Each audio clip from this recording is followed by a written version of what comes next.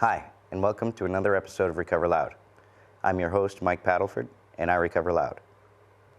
Over the last couple of weeks, we've been making some moves to try to make this show better for you.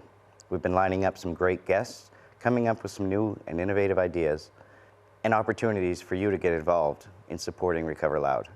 This summer, you'll be able to join us as we film live shows on location. We can't wait to bring our recovery on the road and recover loud with all of you.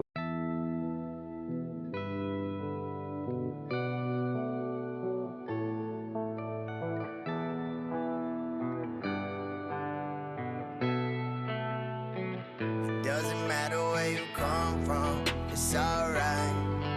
Yeah. It doesn't matter where you come from, it's alright.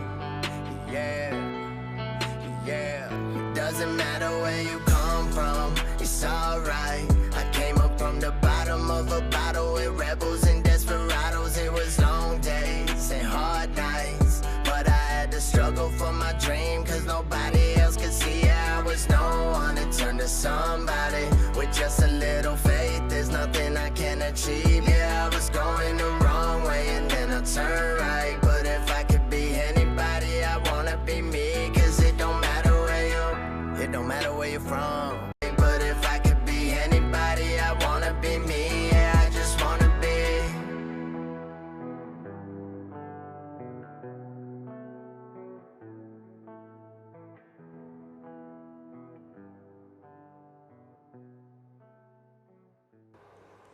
Welcome back to another episode of Recover Loud.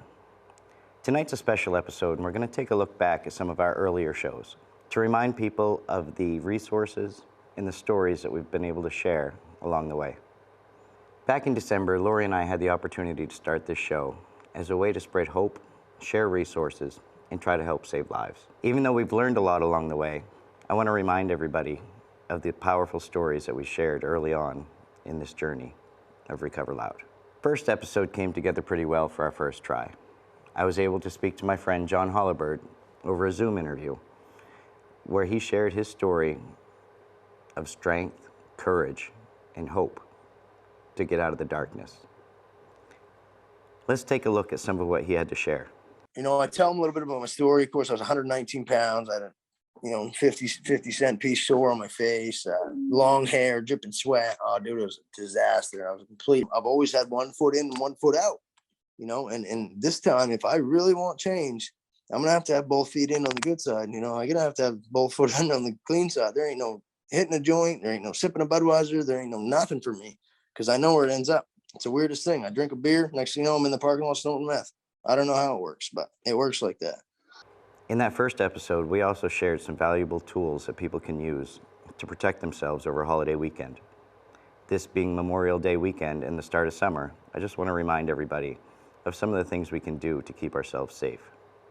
In our second episode, Randy Beard shared his emotional story of overcoming a 35-year substance use disorder, all while being unhoused in the Portland area. Today, Randy has turned his life around, contributing to the society that he took from for all those years. It was my daughter's birthday, and I was gonna take her to bingo, and I'm not a bingo player, but it's something she enjoys, and Yeah. there was no way I was gonna go sit there for 3 hours and not be high.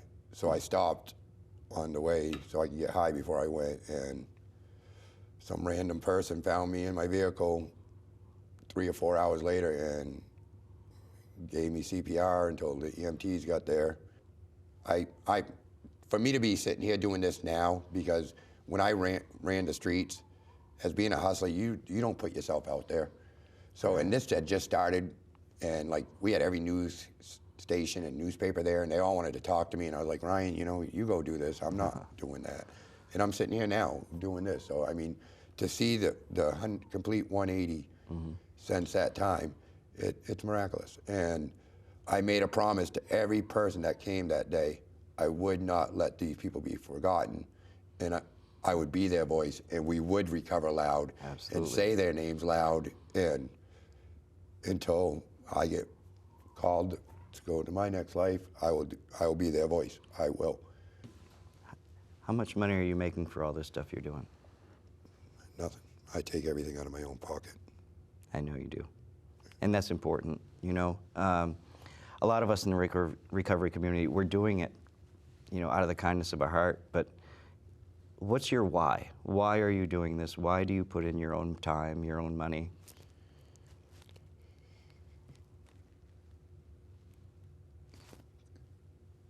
Because I know what I've been through, and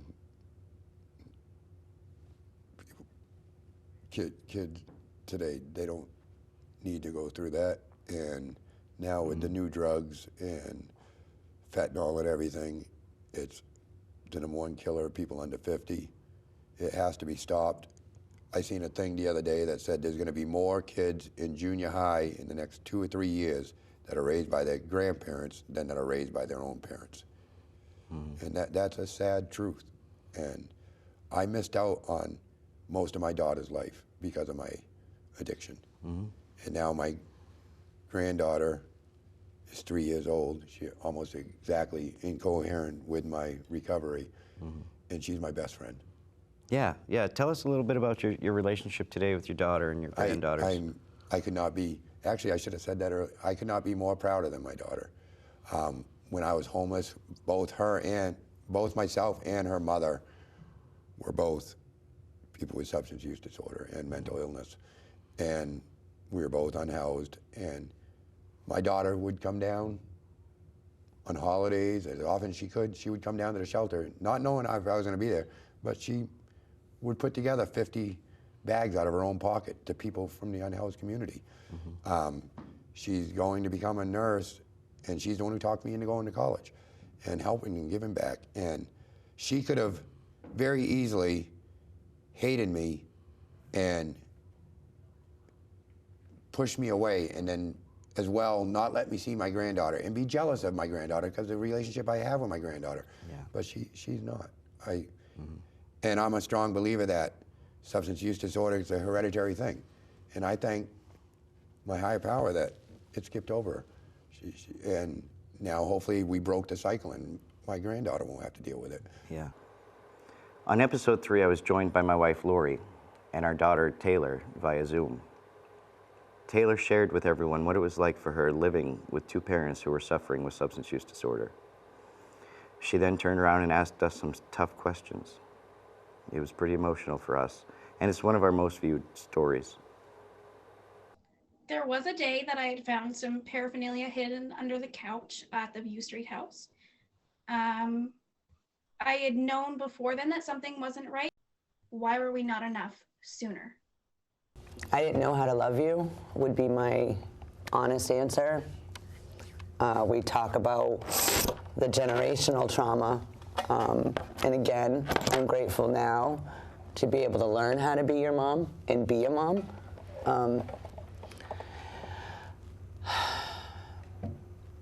I had to choose comfort, peace, and stability, and I was always choosing chaos because it's all I ever knew. So, like Dad said, you are and always have been enough. Your brothers are enough. I was not able to stop. I don't even know if I knew that I wasn't putting you first, because in my justification of my brain was, as long as I have a substance, I can run you guys all over town and do your sports. I could hide behind my sunglasses or my makeup and nobody would know. The day that I realized I was choosing substances over you was when I spent time digging through your room to take your hard-earned money and go buy drugs. And for that, I am so sorry. In our 4th episode, Lori joined me again to discuss what unconditional love can mean for us in the recovery community. And Lori got to spend some time at the Church of Safe Injection. Hi, Carrie. Hi, Lori. How are you? I'm doing all right. Good. What's it mean for you today to have Cozy open up here in Lewiston? I think for me, it was emotional and symbolic at the same time. I remember being 3 months sober with Jesse, running syringes out of the back of his car. We knew that we needed to keep the organization alive, and we really wanted to. And so with the support of our community partners, we just kind of kept plugging along. If you need harm reduction supplies, please contact COSI in Lewiston or some of the other resources we've been sharing along the way. Episode 5 features Tyler Jones of Aroostook County. Tyler shared his recovery and reentry story with us and told us about a program he started in Aroostook County, training service dogs to help support people inside the courtrooms of Aroostook County. In my right, and there was Black people, Spanish people, white people, and we were all in the same struggle. And at that moment, I realized I was on an even playing field for the first time in my life. Because even if you had all the millions of dollars left, you still had $360 a month you could pay. You could still only go to the laundry and get khakis and clothes. The fork in the road, I chose to take the right. And then when I got out, I took the path less traveled, and look where I am today, because I took the chance. I was not scared to say, oh, okay, this is what happened. This is what I can do, or I can go this way and I can create a better man that I worked so hard to create while I was inside. And then let people say, hey, this is this guy. He went to prison, but he's a fantastic dog trainer. Oh, and by the way, he always gives back to the community with holiday oil drives. Right now we're running a special where if you buy 1 box of Girl Scout cookies, Purpose Pups will match you a box of Girl Scout cookies. Then we give it to either a homeless person or somebody less fortunate that could use that little oomph to say, hey, life isn't so bad. Let's have a caramel delight, or let's have a peanut butter tag along, and just give somebody a reason to smile. I know you're struggling right now, but there's always a better way. It's up to you to take it. But hey, look, here's a recovery community. Come over to the meetings on Wednesday at 7:00. Take the initiative. Even if you just sitting back and you don't say anything, that's fine. Just come, see the fellowship, embrace the new change. Get away from the people, places, and things that are your triggers, because that's the only way you're going to ever change. Shortly after appearing on our show, Tyler's story got picked up by the national news and was given some great recognition. We're proud of Tyler for the work he does. Episode 6 was shot shortly after Lori and I returned from a trip to visit our son Dylan in North Carolina. Our recovery story with Dylan is much different than the story we had with our other children, because Dylan was not around the last 4 years of his high school years. After graduation, Dylan joined the Marines and is currently stationed in North Carolina with his wife, living in their new home. It was a healing experience for Lori and I to spend the week with Dylan at his new home.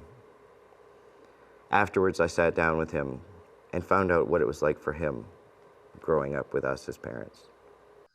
There were times, obviously, like if I was being dumb, I'd get yelled at or I'd get punished. But I guess as far as like being loved by my parents, I definitely felt that. I definitely felt like you guys didn't. I thought you guys just didn't have well-paying jobs. So that's why you couldn't always give everything to us, which was fine by me. I understood it. I accepted it.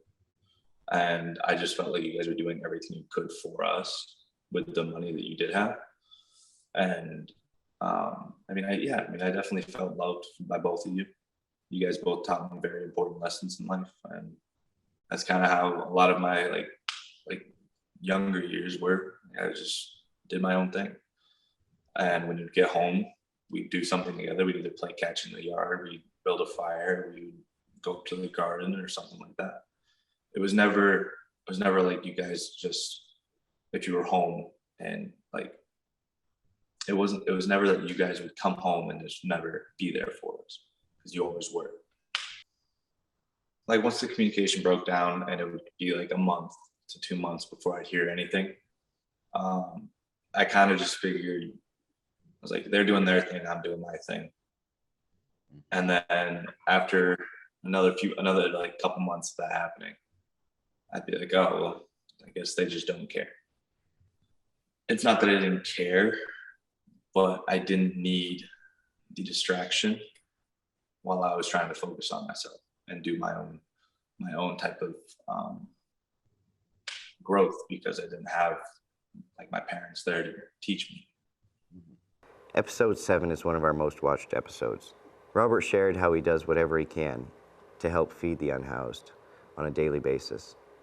He provides sleeping bags, blankets, socks, tents, and other things, whatever he can do to give back to the community that he lives in. Which, I'll be honest, if I can save one person, I'm golden, but saving dozens is just a miracle. And I thank you for training me for Narcan. When I first heard about the needle exchanges and Narcan and all that, I was just as stubborn as everyone else, even though I'm an addict. I've been educated by this experience of doing the People's Streetlight outreach. I know so much more now than I did as an addict, and then getting sober, going through all the programs and all that. I had so much in my toolbox. I see myself, and I'm so happy now. I wanted to live by example, and I was thinking that would be enough, but I'm not that handsome, so it didn't work out. So I need to spread the information and let people know that, okay, you relapse, let's try this again. Okay, never giving up. Never giving up on someone, I think, is building these friendships. And like I said, with like 40,000 people on these sites, I know a couple thousand of them are pretty good friends of mine that we met through this process. And I keep track of them the best I can. And the city of Bangor and all these organizations, the Bangor Area Recovery Network, organizations coming together, the Bangor Area Recovery Network and the Together Place and CHCS are all coming together. The city of Bangor has flipped the script on the way they were 2 years ago. In episode 8, I introduced you to the hope dealer himself, Ryan Page. Him and his wife, Cynthia, have started Access Direct Recovery Network to help connect people to recovery resources as soon as they want to. Ryan's been providing a great service to the community, and I'm happy to have him as a friend.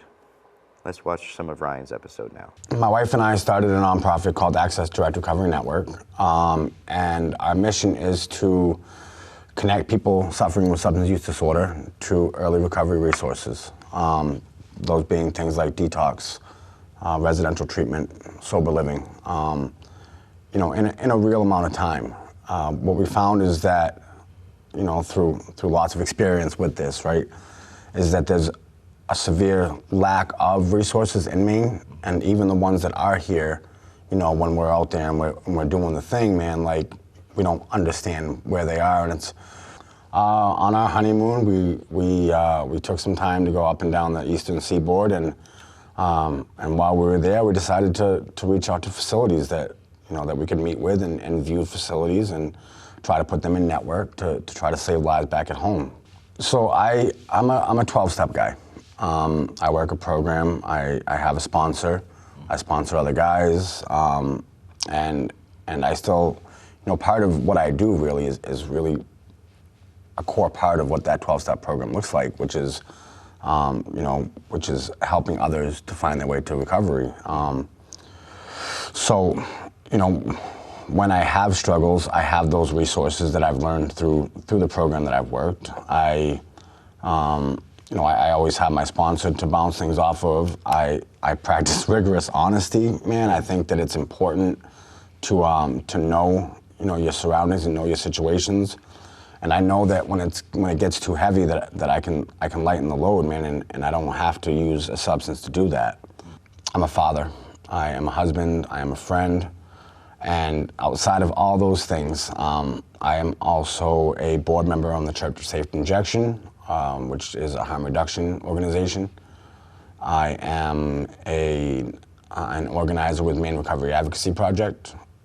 I am also a board member. Randy Beard would like to say that I'm the president of Recover Together, which is a Facebook recovery group that does amazing things, in the process of turning that to a nonprofit 501c3 now.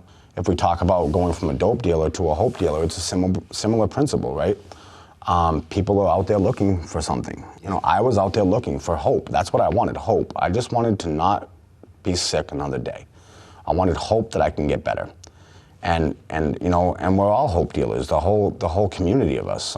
You know, you, Recovery Loud, Recovery on the Road, Rise and Grind, like all of us that are out here really doing some work, man. We have that thing, right? That one thing that people want, that we wanted so badly. I just wanted to be sober for a day. And because I'm able to stay sober today, for somebody that can't or cannot find their way there, that's hope. So we got that on deck all day. Absolutely. If you need any reminder that there is hope, look at people that are in recovery. We are living, walking proof that hope does exist. And in that way, we're all hope dealers. Thanks for watching another episode of Recover Loud. You can find our shows on YouTube with new episodes premiering Saturday nights at 8 o'clock. You can also find our show on PMC Channel 5 in the Greater Portland area. New shows premiering Thursday nights at 7 o'clock and rerunning throughout the week. We want to take a second and wish everybody a happy Memorial Day, and thank you to all the veterans who have served on our behalf. And remember, Recover Loud. Hi guys, welcome to Tea Talk. I'm standing here with Tommy Hayes, and he's gonna show me and all of you how to administer naloxone if ever needed. And it's important for everyone to know, not just people in recovery or in addiction, everyone, because chances are you're gonna see someone, unfortunately, and you're gonna need to know what to do. So he's gonna show us. I had a recent event where, unfortunately, I wasn't properly shown how to do it in the past, and I kind of panicked. Luckily, the police was there, and I was embarrassed, and that will never happen again. So do not let yourself get in that situation. And I want to also say, pay attention, because you are going to panic when it happens, and you need to know what to do. So let's get started. All right. Thank you, T. Thank so you. We're going to first start out with, this here is how Nasal Narcan comes. It comes in a box, and it has 2 kits, 2 doses. This here is your 2 doses. One big thing I get when I train people is naloxone and Narcan. They may be 2 different names, but they're the same exact thing. Okay. One is the actual medicine name, and then Narcan is the company name for it. So this with nasal here, the steps to be taken with this, we're going to first give the person Narcan, we're going to call 911, and then we're going to give them air. Okay. This will be called rescue breathing. Okay. First, what we're going to do is, out of this package here, it's simply, we just peel this open, and when we do, we have this right here. This is 1 dose of naloxone. There are a couple other forms of this, but the nasal here is by far the easiest to use. All types of naloxone have the same effectiveness and roughly the same amount of time of when they're going to become effective. So if you have it, use it. Whether it be an expiration date or whatever the case may be, you can use it no matter what. Okay. See, I thought there was a piece missing because, you know, I didn't know that just was, so this is good. Yes, with this here, the nasal, there's nothing to do. Once you take it out of this case right here, it's good to go and you can use it. The way we're going to use this is we're going to have our fingers and our thumb in a place like this, and we're going to put this into the one nostril while we're plugging the other nostril. When we do this, we're going to push up on this red plunger, and it's going to aerosol. Oh, wow. Once we have this aerosol, this will be absorbed into the mucous membrane of somebody's nose, and that's how it gets into somebody's system. Okay. What this does is when it gets into your system, the opioids in somebody's system is no longer effective. Your body does not see it in your system. Okay. So from this point on, if you're the only one at the scene, this is when you're going to call 911. Okay. If you have somebody else on the scene, they could be calling 911 at the same time. Okay. And then give you a location of a best area where to find you. Okay. Now, if someone's not overdosing and you assume they are and you give this to them, are they safe or?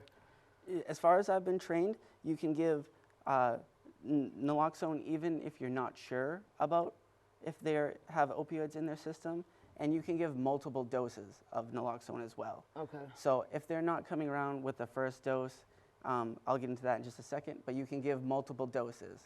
I myself have heard of a case of a person needing 12 doses, so that's 6 kits of Narcan from people at the scene as well as the ambulance attendants on the way to the hospital. Right, okay. So once we have given the Narcan and we've called 911, this is when we're going to do rescue breathing. So this isn't CPR, we're not doing chest compressions on somebody, but we are providing oxygen to them. Okay. So what we're going to do is tip the head back and making sure that their airway is clear, plugging their nose, and then providing air from mouth to mouth. You do want to go full mouth-to-mouth contact.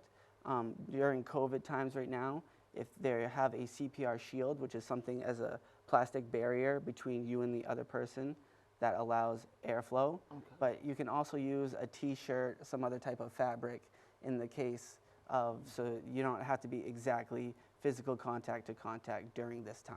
Okay. Yeah, that's good advice. But yeah, I don't know if I would think to do that in that situation, but I know people will, you know, think about that. So that's good to know. It can be quite hectic in the situation, Yes. Once we have given Narcan to somebody and the paramedics have arrived, everybody does have the right to refuse treatment from an ambulance of being shipped to a hospital. But at that time, we generally ask somebody to stay with that person for at least an hour and a half. After, then this Narcan here and any type of Narcan medicine wears off after about 45 minutes. So if the person has, depending on the amount of opioids in somebody's system, there is the possibility of a second overdose once this medicine wears off. So that's why we ask you to stay with them for at least an hour and a half. If you have more Narcan after the fact, you can use that again, call an ambulance again, they will come back and they will give that person Narcan. Okay.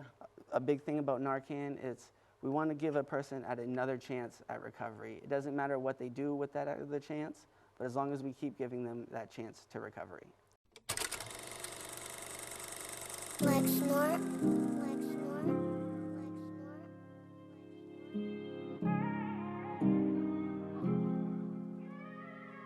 So every time I call, you pick up the phone and always reminding me that I'm not alone. And even when I'm scared and my feet are frozen, you help me keep it going like a semicolon. Even if I'm lost, he helping me light the way. And even in the dark, he always keeping me safe. And everything I've lost don't compare to what I've gained. So no matter what it costs, yeah, I'll be willing to pay. Cause every time I call, you pick up the phone and always reminding me that I'm not alone. And even when I'm scared and my feet are frozen, you help me keep it going like a semicolon. So I'ma follow your steps for all of the way. I put my faith in you and walk on the waves. And if I stumble a bit and fall on my face, you come and save me with all of your grace. Yeah, thank God.